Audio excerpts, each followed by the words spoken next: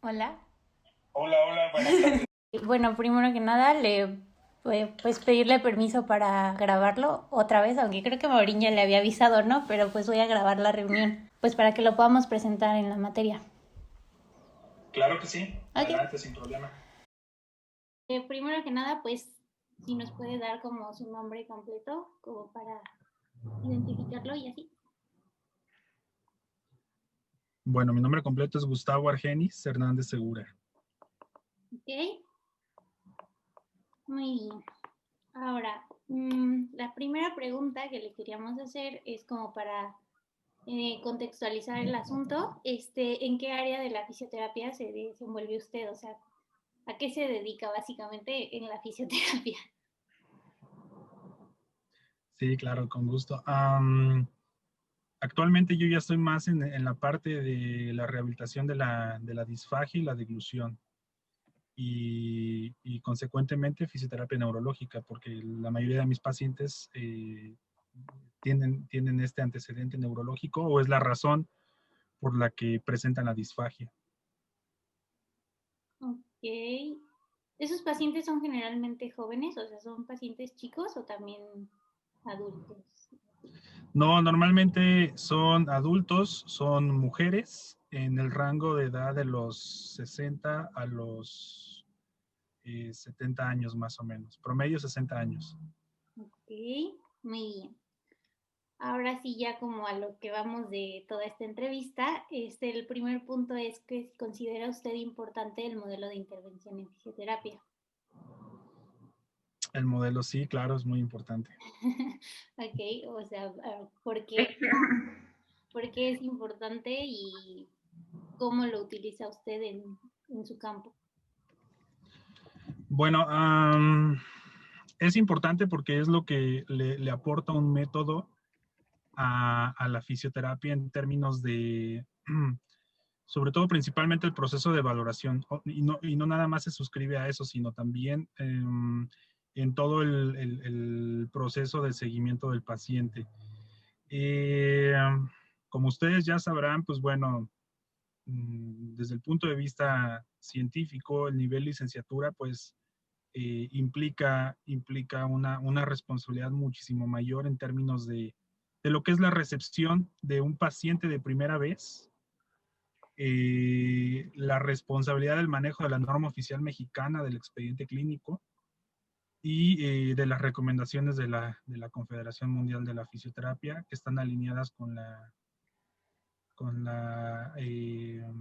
CLAF y la MEFI en este caso, ¿no? Obviamente, pues también hay una confederación de la WCPT región sudamericana y la norteamericana que coinciden. Entonces, desde esa perspectiva, pues tenemos, insisto, valga la redundancia, la responsabilidad de tener un método sistemático que nos permita obtener la información más precisa posible, um, eh, con la finalidad, obviamente, de obtener un diagnóstico igual tan preciso como sea posible, en medida que nos arroje una plataforma o un panorama de la condición de salud que nos permita, pues obviamente, hacer el planteamiento de un plan de intervención, ejecutarlo y corroborarlo junto con el pronóstico y justamente la revaloración cita a cita o consulta a consulta es lo que nos va ayudando a confirmar que este modelo, pues bueno, funciona y tiene una aplicación en términos de ir cumpliendo los objetivos terapéuticos. Bien, y basándonos más como pues en el MIF y todo, al momento de la valoración y examinación del paciente, ¿qué pruebas o aspectos considera más importantes en su área? Bueno, en mi área, obviamente en el área en la que estoy hay aspectos muy, muy particulares que tenemos que valorar. Sobre todo, por ejemplo, es la cuestión de función, eficacia y seguridad y volumen de las cuestiones de la deglución. Hay algunas herramientas particulares que utilizamos como tipo test que nos ayudan a establecer justamente un nivel funcional de las capacidades para la deglución o los riesgos que puede llegar a tener el paciente para la deglución. Justamente eso determina, nos ayuda, bueno, me ayuda a determinar la parte del estado del tono muscular, del control muscular, tanto grueso como fino, y de las cuestiones, pues obviamente, del sistema nervioso autónomo o de la regulación autónoma de los procesos de deglución. En términos muy específicos. En términos generales, obviamente es muy importante conocer el estado clínico precedente del paciente, sin dejar de lado o hacer menos toda la parte de los antecedentes personales, el historial patológico, heredofamiliar, pero en particular, pues, de la condición por la que suscribe este tipo de padecimientos. Como normalmente está asociado a cuestiones secundarias a eventos o accidentes cerebrovasculares, traumas craneoencefálicos, y cuando se trata de niños, en el caso más como de bebés, pues cuestiones de neurodesarrollo, todos los aspectos de neurología, todas las cuestiones de neuro, pero también del metabolismo en términos generales, incluso de dieta, alimentación por sonda, etcétera, cuestiones respiratorias, todo eso es muy importante contemplar en el proceso de evaluación. No sé si responde a la pregunta. Sí, muchas gracias. Gracias. Ahora, yéndonos un poco más hacia el diagnóstico, ¿usted realiza diagnósticos basados en la CIF? Sí hay un diagnóstico, es decir, sí hago diagnósticos basados en la CIF. Uh-huh. ¿Y por qué considera que es necesario contar con, bueno, cambio un poquito la pregunta, pero ¿por qué considera que es necesario contar con un diagnóstico funcional y no basar nuestro tratamiento en un diagnóstico médico? No tanto que no basarlo en un tratamiento médico, son complementarios.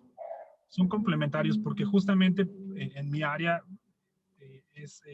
nos ayuda a explicar dicha complementariedad. Es decir, si a mí me llega un paciente con disfagia y yo no tomo en cuenta, por ejemplo, su estado metabólico secundario a un EBC, por ejemplo, y digo, pues solo es una EBC, existen muchos riesgos, cuestiones, por ejemplo, de cambios posturales en términos del incremento de la presión arterial, ¿no? Cambios posturales también que pueden comprometer el estado respiratorio, ¿no? El uso de algunos soportes vitales como el oxígeno, no sé, algunos otros dispositivos como el CPAP, BiPAP, si no lo conozco o no los conozco ligados a ese diagnóstico más que médico, yo diría nosológico, que sería la forma correcta de decirlo, o un diagnóstico de la CIE-11, si no lo manejo así, cometería un grave error solo centrarme en la parte funcional.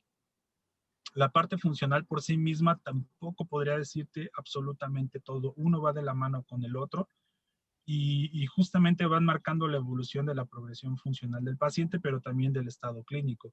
Entonces, digo, para cuestiones de la actividad que están realizando ustedes en este momento, tal vez ahí sí me gustaría recomendar y incidir un poquito en el sentido de que los dos son importantes, cambiarle ese enfoque médico a nosológico para no ligarlo como a la parte de la especialidad médica, pero sí desde el punto de vista clínico. Entonces, no sé si eso responde la pregunta también. Sí. Por ejemplo, de lo que dijo usted ahorita, en una clase esta semana nos dijeron como que tal vez tú no necesitabas valorar todo lo que tenía el paciente porque tú no le ibas a tratar, por ejemplo, una alteración postural cuando él tenía un problema en el, no sé, vamos a poner en la TM o cualquier cosa de ese estilo. Pero, por ejemplo, ahorita lo que usted dijo, nos dijo que usted toma en cuenta todos los factores que envuelven al paciente para poder darle un tratamiento como más específico, correcto, o cómo lo definiría usted. Sí, definitivamente tienes que hacer se le llama screening o una revisión tan completa como sea posible. Tomando de referencia el ejemplo que nos comentas, por ejemplo, la ATM está totalmente demostrado que su principal factor causante o su fuente de causalidad es la postura. Es decir, hay otros factores, ¿no? Como el herpes zóster, el estrés, la parálisis facial, etcétera. Pero en términos muy generales, está causado por la postura, anteproyección de cabeza y cuello, anteproyección o retroproyección de cintura escapular. Y esto viene incluso a veces desde la pelvis, ¿no?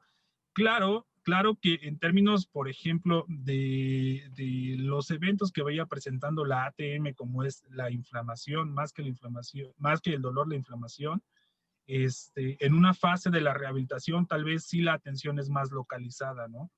Te estableces tus objetivos terapéuticos en función de lo que la condición de salud te exige en ese momento. Pero si tu objetivo terapéutico es la salud tisular, resuelves la inflamación, baja el dolor, mejora la función y no pones atención en el aspecto postural, seguramente el paciente va a reincidir, ¿no? Claro que si su origen es por un herpes zóster, por una, no sé, una mala infiltración en un tratamiento odontológico y no está tan involucrada la postura, pues obviamente no es... hay menor riesgo de reincidencia, ¿no? Pero definitivamente lo tienes que tomar en cuenta. En determinado momento estuve dando yo la clase de diagnóstico y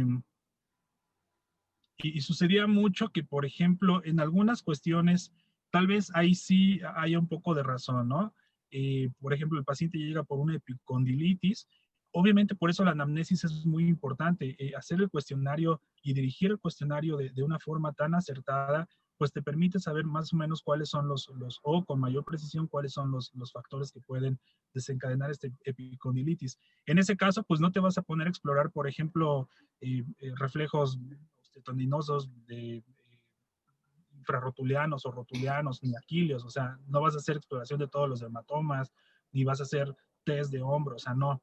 Tal vez es muy específico, pero justamente no nada más centrarse en lo clínico, ni tampoco solo en lo funcional, sino en ambos. Los dos te marcan un rumbo para poder saber cuál es el origen y obviamente pues centrarse tanto en el origen como en el estado actual en el que se encuentra la condición de salud. No sé si soy claro. Sí. O sea, basar la valoración como las pruebas específicas, basarlas en la anamnesis que haces y ya después, pues tratar como tanto el origen de la patología como el estado actual en el que se encuentra el paciente, ¿no? Y por eso es muy importante, justamente, o sea, es muy preciso lo que dices. Por eso es muy importante ahora en este enfoque del modelo de intervención, no decir, ay, pues no, yo como soy fisio nada más voy a ser más funcional y el diagnóstico nosológico casi no le voy a hacer caso porque ese es de los médicos. No, por eso es muy importante conocer la etiología desde el punto de vista nosológico o clínico.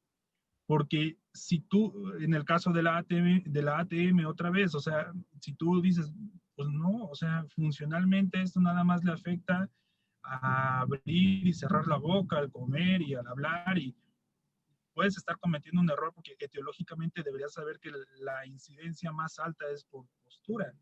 Entonces, si no conoces la etiología en términos al diagnóstico nosológico, se pueden cometer varios errores funcionales propiamente, ¿no? Y eso sucede con muchísimas patologías, incluso del espectro ortopédico, ¿no? De trauma y ortopedia, o sea, sucede bastante. Entonces, por eso es importante. Muy bien. Entonces, había mencionado usted los objetivos terapéuticos y el pronóstico del paciente. Entonces, la siguiente pregunta que teníamos es, usted como fisioterapeuta, ¿cómo determina los objetivos y el pronóstico del paciente? O sea, ¿cómo los clasifica, por ejemplo, a corto, mediano y largo plazo? Y pues también cómo involucra al paciente en esta decisión, porque pues también es importante como decirle al paciente y no basarlo en sus objetivos, pero sí adaptarlo a lo que el paciente también espera. Claro. Bueno, estos dos rubros van completamente conectados de la mano. Creo que lo más importante es que cuando un paciente te consulta es porque justamente lo que más le interesa es, digamos, retomar su estado de salud lo más rápido posible. Las preguntas más frecuentes que te van a hacer los pacientes es, no sé, cuándo regreso a trabajar, o cuándo vuelvo a jugar fútbol, o cuándo puedo volver a tocar un instrumento. Es decir, acorde a su principal actividad que realizan, ¿no? O aquellas limitantes o limitaciones que se le están presentando debido a su condición de salud. Esa es una obligación que nosotros tenemos, poder y tener que responder esa pregunta tan certera y tan precisa como sea posible. Es definitivamente una responsabilidad, una obligación. Sin embargo, hay condiciones en las que sí es muy difícil poder, digamos, precisar el grado de progresión funcional y progresión clínica que pueda tener debido a la complejidad de la condición de la persona, ¿no? Los objetivos, yo creo que los objetivos se van estableciendo con base en la experiencia que uno va adquiriendo. Un paréntesis, aquí es muy importante que pues no seamos todólogos, ¿no? Es decir, que sí nos podamos empezar a centrar en una línea de especialización. Cierro el paréntesis, porque si somos todólogos, la experiencia la vas acumulando de manera fragmentada. Entonces, en lo particular me he dado cuenta que empiezas a concentrarte obviamente en un área y obviamente el dominio cada vez es mayor, ¿no? Con base en esto, pues tú vas adquiriendo más recursos en términos de información de cómo se comportan cierto tipo de patologías en cierto tipo de pacientes, en cuestiones, no sé, por ejemplo, de edad, en cuestiones de condiciones asociadas a un evento, en mi caso, por ejemplo, en eventos cerebrales, en traumas craneoencefálicos, postquirúrgicos, de síndrome de reposo prolongado. Es decir, conforme los vas viendo, pues tú vas adquiriendo una cierta experiencia e información de cuáles son las velocidades en las que estos pacientes van evolucionando, y eso te va dando un parámetro de referencia para que consecuentemente con los siguientes pacientes tú puedas ser cada vez un poco más preciso, ¿no? Obviamente, pues de la mano de lo que arroje el resultado de la valoración. Vas cuadrando con los pacientes que has tenido las condiciones en términos de similitudes, y eso te ayuda a establecer estos objetivos y el pronóstico. Los objetivos, en lo particular, en el área en la que yo trabajo, los establezco más a corto y mediano plazo, porque aquí se requiere mucho también de la participación de los familiares. Muchas de estas condiciones en las que yo atiendo, normalmente el paciente tiene mucho desbalance metabólico, por lo tanto, son pacientes que de inicio tienen alteración de su estado de alerta, y pues obviamente los procesos de comunicación y de cooperación con el paciente son deficientes. Por lo tanto, necesito primero también estabilizar toda la parte metabólica desde el punto de vista energético, y conforme el paciente vaya estando más alerta y cooperando más, pues obviamente eso nos permite una progresión más marcada, y el establecimiento de los objetivos es como más claro, ¿no?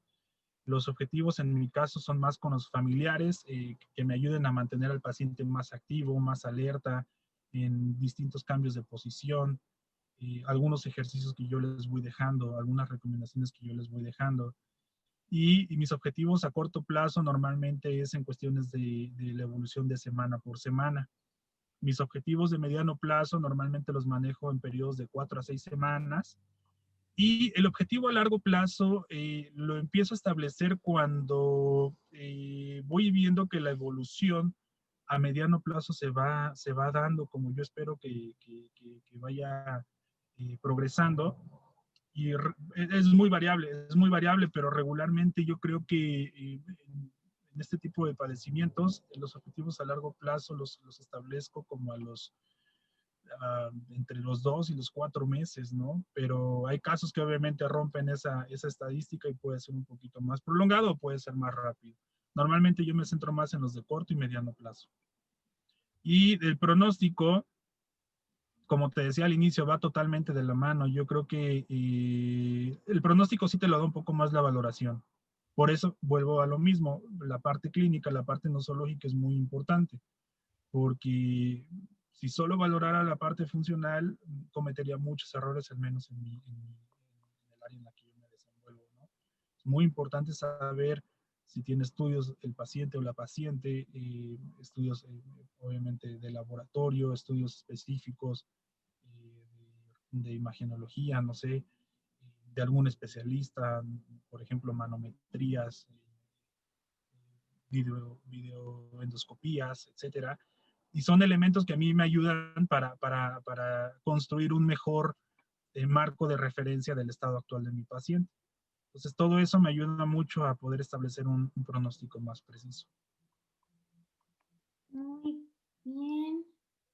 Ahora, el tratamiento, ya tal cual, el plan de intervención, ¿cómo usted pues determina qué va a ser? O sea, obviamente en base a toda la valoración que hizo, pero ya también cuando lo está aplicando, ¿cómo determina si pues está funcionando o no?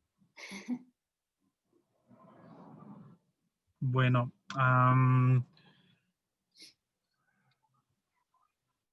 ahí sí se centra un poco más en lo funcional. La progresión funcional es muy importante, de hecho es uno de los 12 principios de la rehabilitación. El diagnóstico funcional ahí sí ayuda mucho para ir monitoreando el avance del paciente, ¿no? En lo particular del área en la que yo me desenvuelvo, lo medimos en términos de volúmenes y de consistencias. ¿Cuáles son las consistencias que el paciente va tolerando cada vez mejor? Y cuáles son los incrementos de volumen. De hecho, yo tengo mucha comunicación con nutriólogos, con nutriólogas. Yo les voy reportando los incrementos de volumen para ir haciendo la transición hacia el retiro, aquellos que tienen obviamente sonda gastroentérica, por ejemplo. Voy reportando el incremento de los volúmenes, nos establecemos objetivos en ese sentido y obviamente hay otros factores como los riesgos, es decir, que haya presencia de tos, de náusea, incluso de del mismo vómito, ¿no? Que puede en su momento aparecer.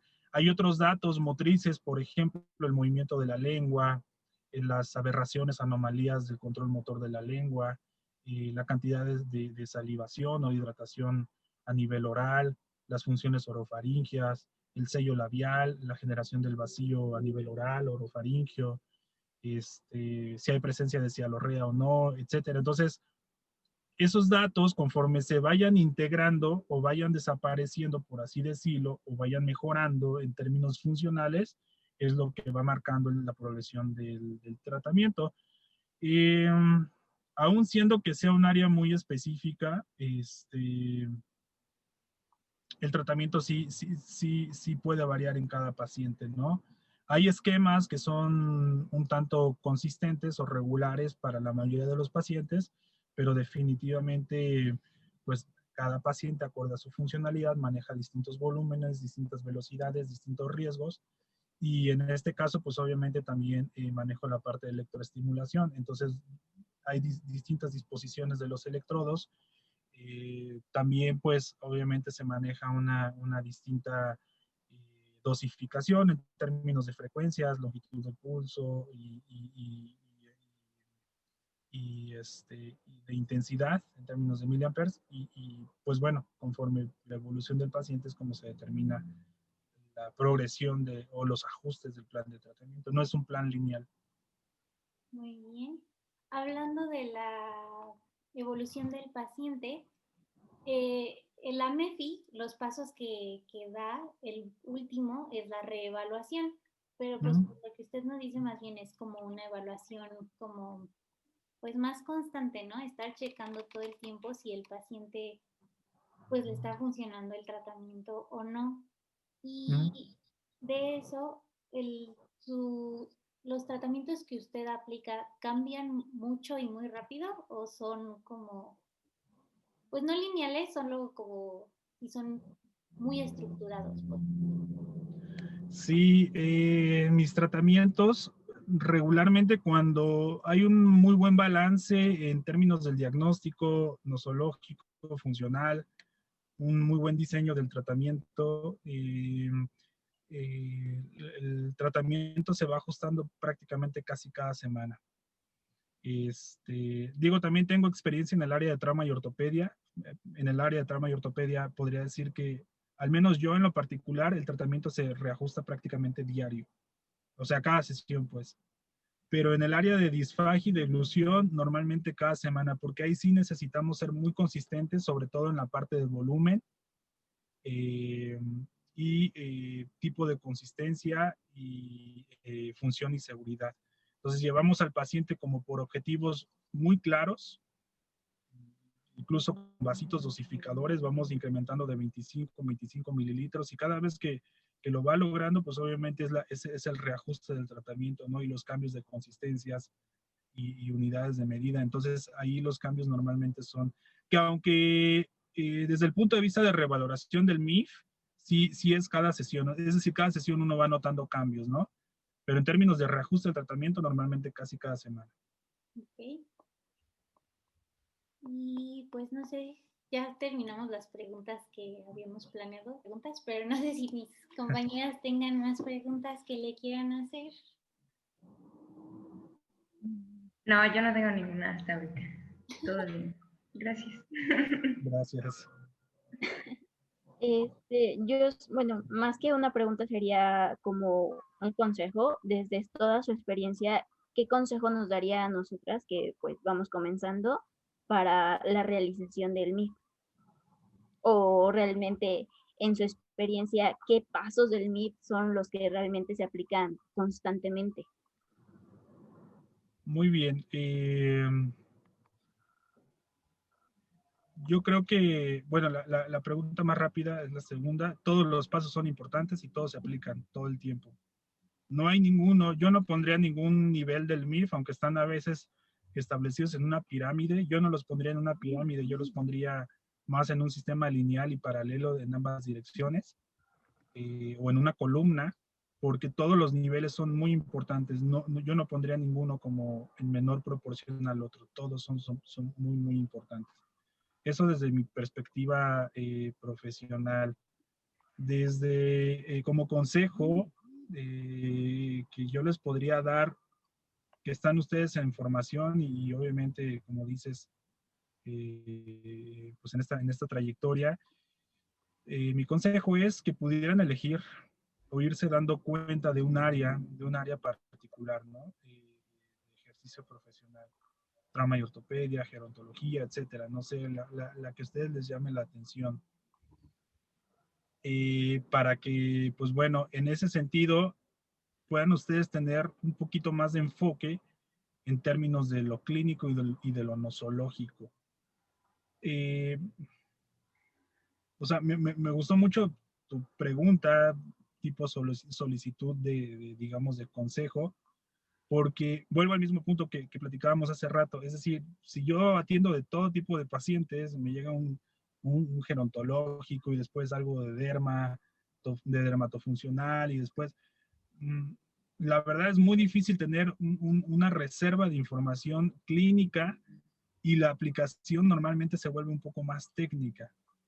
Todo lo contrario, un área de especialización, por ejemplo, en trauma y ortopedia, actualmente hay mucho avance, mucha innovación en los materiales de osteosíntesis, por ejemplo, en los tipos de materiales, en la configuración de los materiales.